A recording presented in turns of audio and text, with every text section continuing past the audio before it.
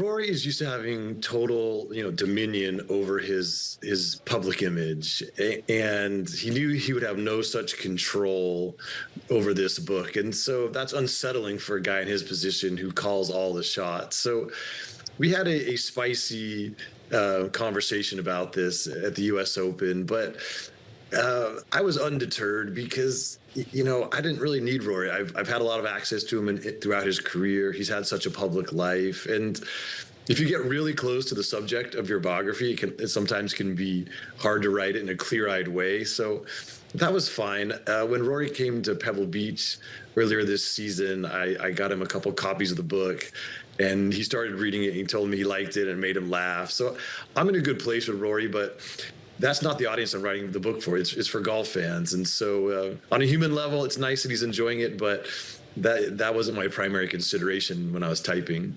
Well, it's good that he liked it, though. That's a good thing for you. No, it's a great book. So you talk a lot about his career, like this existential crisis that he talks about with the game of golf. What's the concern there? What's been his concern over the past years?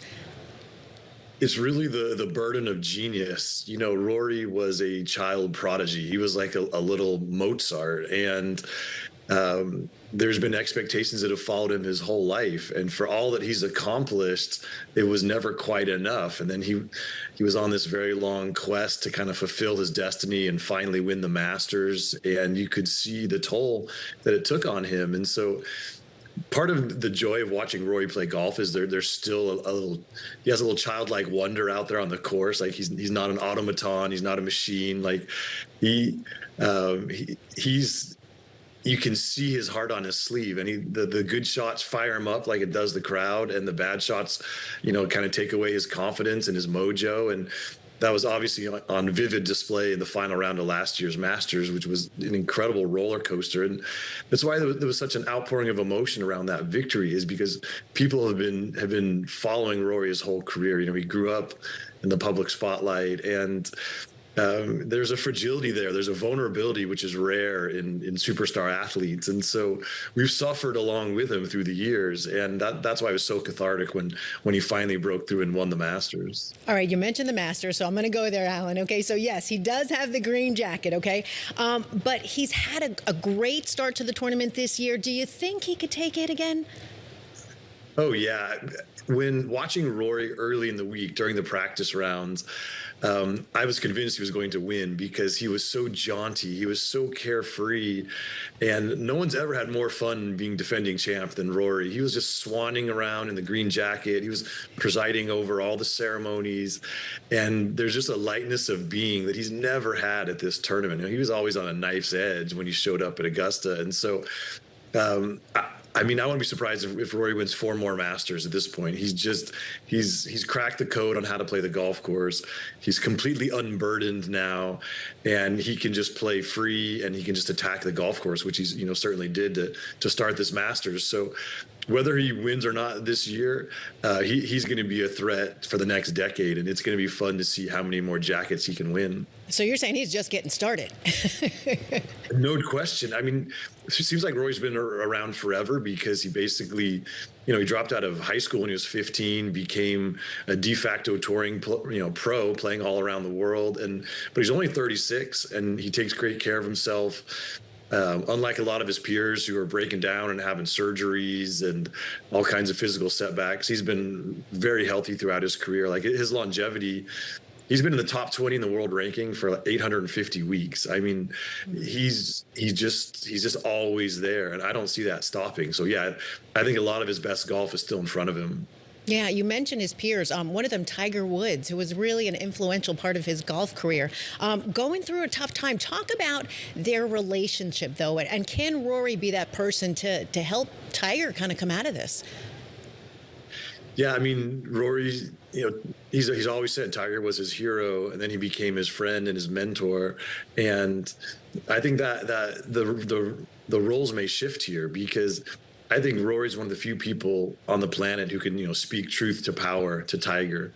They're equals now. There's only 4 men on earth who have won the career Grand Slam. There are 2 of them. So, Tiger has massive amount of respect for Rory. And unlike everyone else in the ecosystem around Tiger, Rory needs nothing from him, and so I think he can just tell Tiger the hard truths, and he has a lot of love and a lot of affection for Tiger. And I would love if Rory became that person, because Tiger's had a very lonely existence as a professional golfer. He doesn't have a lot of close friends.